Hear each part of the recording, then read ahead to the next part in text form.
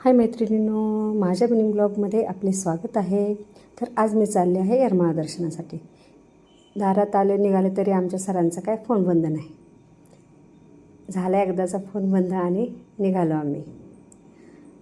तिथे गेलो तर तिथं मला एक प्रदक्षिणा घालायची होती. प्रदक्षिणा किंवा वेढा किंवा दोरा घालायचा असं म्हणतात. तर ह्या झाडापासून इथे सुरुवात होती.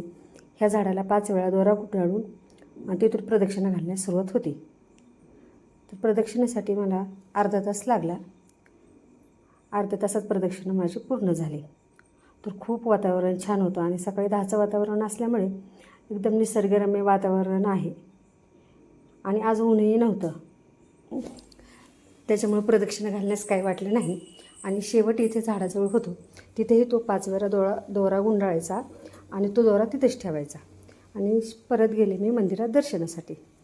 मंदिरात मात्र 1.5-2 तास लागले दर्शनाला.